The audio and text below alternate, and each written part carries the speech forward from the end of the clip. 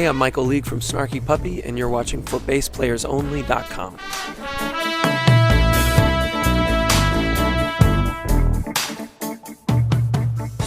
Hi everyone, John Liebman here. You're watching ForBassPlayersOnly.com. Coming to you today on location, on the stage at the legendary Hill Auditorium in Ann Arbor, Michigan, with another legend, Michael League from Snarky Puppy. Hey, Michael. How you doing? I'm doing great. This is really cool to play here. I told you earlier, I've seen Oscar Peterson on this stage. I've seen John McLaughlin, Chick Corea, a couple of symphony orchestras tonight, Snarky Puppy, so there's some cool vibes in the room. And I want to talk to you about, let's talk about a little bit about your background. I know you've been described on the web as a military brat. Is that accurate? I'm interested in your initial exposure to music, your musical upbringing, and how you became a bass player. I know you're also a guitar player, but how did you gravitate to the bass?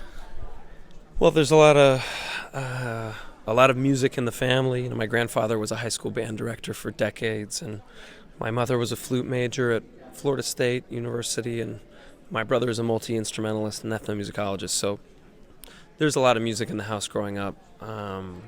I started on guitar when I kind of late, 13 or 14 years old.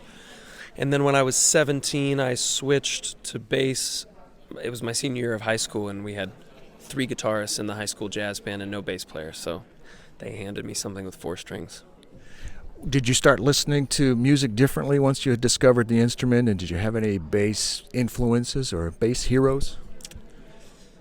Yeah, I mean, I think I've always been the kind of person that isn't just interested in the people who play the instrument that I play, you know. I mean, when I was a guitar player, I was really into a lot of bass players, so it wasn't that strange of a transition in terms of being a listener. In terms of being a player, of course it was, because the role of the guitar and the role of the bass are very different, so I had to kind of, you know, learn a new skill set and really adopt a new mindset when I switched instruments. And I still do that now back and forth, like on a nightly basis, depending on what gig I'm playing. Well, let's fast forward a little bit. I know you traveled around a bit. You went to school in Texas. I still think of it as North Texas State, but they call it University of North Texas. Shows you how old I am. Tell me about Snarky Puppy. I understand that's where it all started. That's where it happened. How did the band come together? I put the group together after my first year of college just to play music that I was writing. So I picked guys that I thought wouldn't be too snobby about the fact that it wasn't straight ahead jazz, which is what we were all kind of being injected with all day, every day. And we just kind of started the way any band starts, playing crappy gigs in crappy places, and then gradually it getting less crappy over 14 years. 14 years, wow. Did you have any idea when you started this band that it would reach the level of enthusiasm and the popularity that it has? You've won, a couple of Grammys, and you're playing all over the world. I know you just got back from Australia, so you're probably all turned around and upside down. But when you started the band, did you have any vision that it would end up the way things did? No, I didn't think it would, but I planned for it too. You know, I mean, I think when you're planning your endeavor, you have to allow for that possibility, because if you don't allow for it, then it won't happen. You know, I mean, good answer. So if you plan for there, you might only reach here, or might reach there, but if you plan for there, you're not going to reach there. So I think I just planned for it to go all the way, but I never really expected it. If you would have put me to a lie detector test, I wouldn't be able to say, yes, it will do that without failing, you know. And people seem to have trouble describing the music. It's not quite jazz, but it is, or it's not quite R&B, but it certainly is. I mean, how would you describe the music of Snarky Puppy? Or maybe I'm wrong. Maybe it is this or that or the other.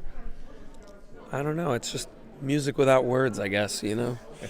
I don't really think about it like that, you know. I mean, it's a sound that we've kind of created over many years of playing together, and it has influence from a lot of different places, primarily from jazz and funk and R&B vocabulary, but there's a lot of world music stuff happening in their music from Brazil and from Cuba, and you know, I mean, you know, a lot of American forms of music like blues and rock and roll and gospel, and I mean, it's just a mix, so I don't know. I prefer to stay out of that conversation. Well, you know what? I don't blame you. Let's talk a little bit about your equipment. I know you were a big fan of the F bass. Tell us about that. I mean, I'm a Fender guy, Okay. first and foremost, like old Fender, you know? I have several. I probably have too many basses, but my main instrument is a 59P bass. Classic. Yes. I played a 65 before that and a 76 before that. I mean, I play them all. They all have different sounds, but my main thing is that 59. But, you know, every bass and every style of bass has its own sound that's good for certain things. I have an old Hofner. Beetle bass. Yeah, I do. Yeah, from the mid-'60s. I have a couple 5-strings. I have a couple 4-strings from F-bass that are beautiful, that I use more in the studio than live because they have this incredible clear, bumpy tone that just cuts through a mix, more so than even some of my older Fenders, which is kind of surprising to me. But they're beautiful. I have a piccolo 4-string from Federa that I use in the studio quite a bit, and I have the newest thing that I have is a Mulan 4-string P bass that I was given at NAMM. That's kind of like a Telecaster shape with like a semi-hollow. It's really strange, but it's cool, you know. So everything has its place, you know. I don't think about it as like I just do this. How about strings? What kind of strings do you play? I've been using D'Addario's for a very, very long time. I think since I was a kid. Yeah, on pretty much all my instruments. Yeah, great company, great strings. Well, how about the future? You're in the middle of a tour, and you know, as far as you can see. But what about beyond that? Is there something else that you'd really like to do that you haven't accomplished yet? I know you've got more than just Snarky Puppy. You've got some other bands. You've got your record label, Ground Up Music. I really like that name, by the way.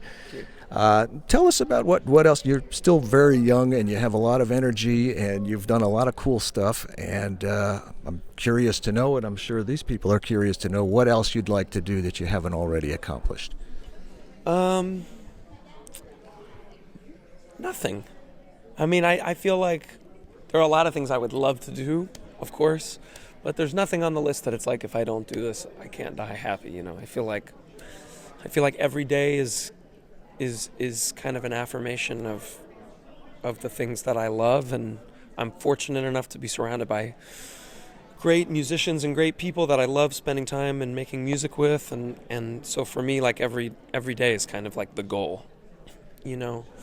But that said, I mean, there's a lot happening. I just started a new band called Bocante, where I'm playing. I've heard the record. I love it. Oh, thank you. Yeah, it comes out June 8th, I think. Well, I got an advance copy. Right. Yeah. You're special. So that comes out in June, and that's a band. I'm playing baritone guitar in it, actually, and it's a band with like 3 guitar players, lap steel, 3 percussion, voice and bass, and the bass chair is rotating, so it's different people. Last week, Paul Bender from Hiatus Coyote played the gig. Before that, Jonathan Marin from Groove Collective and Maxwell, and Dave Douglas was playing. So that's going to rotate around. We're going on tour June and July. We just started a music festival, Ground Up Music Festival in Miami, that's going to be annual. That went off beautifully. Its first year last month. Snarky Puppy's making a new record next year that's going to be coupled with a documentary I'm making about how people learn music in different cultures. There's a lot going on. I mean, it's fun. You know, it's all fun stuff. Well, that's important. Last question, Michael. Suppose you weren't a bass player or you weren't even a musician. What would you be? Unemployed and homeless. I don't know. I don't really. I don't know. I like to write. I like film. I like learning things, studying things. I love language. I don't know. I guess any career that could use that stuff I would be into. But I mean, I'm glad I'm doing what I'm doing. Well, so am I, and so are all of us. Michael League, it's such an honor and a pleasure, and congratulations on all your success. Well deserved, and keep doing what you're doing, and we'll all keep enjoying it. Thank you very much. On location, on stage at the legendary Hill Auditorium, Ann Arbor, Michigan, with Michael League of Snarky Puppy. I'm John Liebman. You're watching for BassPlayersOnly.com.